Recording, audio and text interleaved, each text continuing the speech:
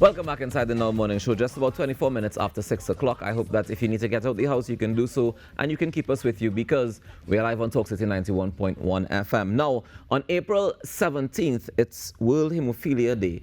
And this morning we'll be chatting with two members of the Society for Inherited and Severe Blood Disorders of Trinidad and Tobago. Good morning to Mr. Kevin Solomon, who's a member and a patient advocate, as well as Mr. Kieron Blackman, the PRO and patient advocate. Good morning, gentlemen. Good morning. How are you all doing this morning? Good, and you? So far, so good. I'm very interested to find out a little bit more about hemophilia. I know that it's a blood disorder, but what exactly is it? So hemophilia is a blood disorder where the blood doesn't produce the clotting factor, which is needed for the blood to clot, basically. Mm-hmm.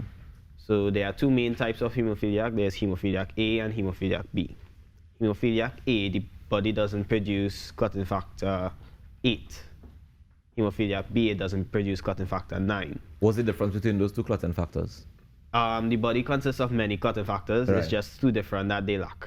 Okay, and that causes what to happen then? So like if a hemophilia gets a lash, or if they use their muscles or joints too much, it causes internal bleeding. So like easy bruising, swelling of the muscles, swelling of the joints, stuff like that.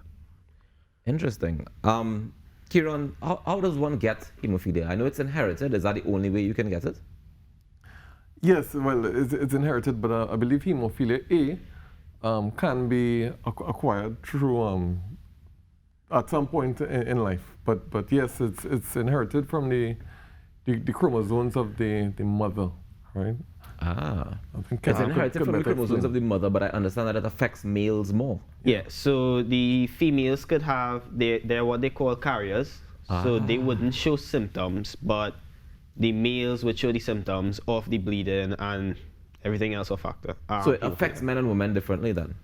There are cases of where women could show the symptoms. That's a different disease called von Willebrand's disease, but that's extremely rare. Okay.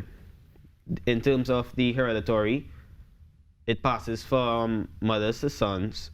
The only other way that a person could be a hemophiliac is something called sporadic hemophiliac, where during development, the genes of that person are mutated by themselves, basically. As you're growing or as you're forming in the womb? In the womb. Oh, wow. So your mother or father doesn't have to be a hemophiliac. That happens because your genes just develop different. That's called sporadic hemophilia. And there's no outside influence that happens to influence that? No. So just kind of like luck of the draw? Yeah. Way. All right, tell me about the Society for Inherited and Severe Blood Disorders of TNT. What do you guys do at the society? Well, the society was, let me explain, was first born out of the Thalassemia Association of Trinidad and Tobago, which was back in 1983, right? But under then Minister of Health Kamaluddin Mohammed, with the emergence of some of the other disorders, he recommended that an organization would be served better if all the blood disorders came together. Right. Right. That formed one organization. So that's how the Society for Inherited and Severe Blood Disorders was formed. So the society is a patient or caregiver advocate organization. So it's completely run by persons who live with the disorders or persons who care for those who live with the disorders. Right. Okay. And these disorders are hemophilia, thalassemia, and sickle cell anemia. Right. And so, but what does the organization do exactly? So it's run by people who have the disorders. Yes, so we advocate for better quality of life for patients who have any of these blood disorders. Okay. Over the years, we've had some good wins in that the Ward 44 Hematology Clinic in Port of Spain, right? That was something we lobbied and pushed for over time. Right. We were eventually able to get it. Right. More recently, we got a treatment room opened up in San Fernando Hospital. Nice. Right. So that's specific. That's a day treatment room specifically for persons with blood disorders. Yeah. Right.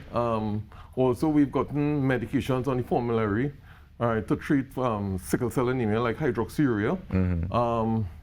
We also, through partnership with international organizations like Thalassemia International Federation, right, and World Federation of Hemophilia, right. we get donations for medication. For instance, Factor. Factor is extremely expensive, right? What does factor do? Well, as Kevin mentioned, he lacks a clotting factor. Okay, so Right. okay, that's what you mean by factor. Okay, Yeah, one of the That factor, they clotting replace it 8 back or into 9. your basic body. Yeah. Your Okay. body, yeah. Okay, Right, because so this is the only treatment I understand for hemophilia is that you have to keep injecting. There are some others, like if factor is not available, there's cryoprecipitate. That's they separate the clotting factors from the blood, so it's all the clotting factors, not just one. Okay, There's fresh frozen plasma, that's hormones, factors, proteins, etc. from the blood. And if they don't have fresh frozen plasma, normally they use whole blood, so just normal blood. Yeah. okay. The order that I listed there is from the most effective to least effective. So getting actual whole blood is the least effective? Yeah, because it's not as concentrated. Wow.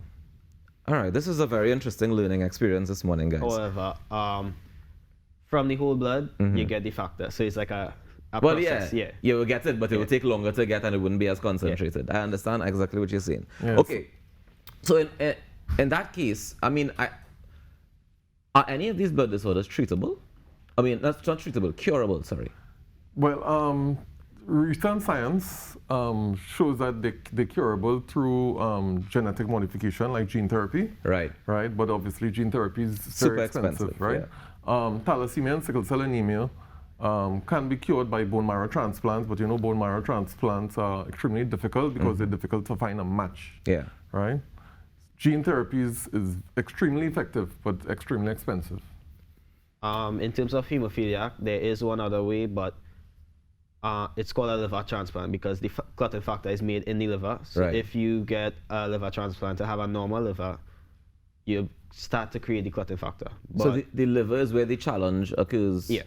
Ah. But at the same time, remember, we bleed. So to do that surgery is a 50-50 chance. And that's what I was about to say. So does that mean like you run a risk of like walking through life if you get cut by accident, it could end very, very poorly? It depends on your severity of hemophilia. Right. So some of us, we walk too long, our joints might swell. Some could go hiking, they could go boxing.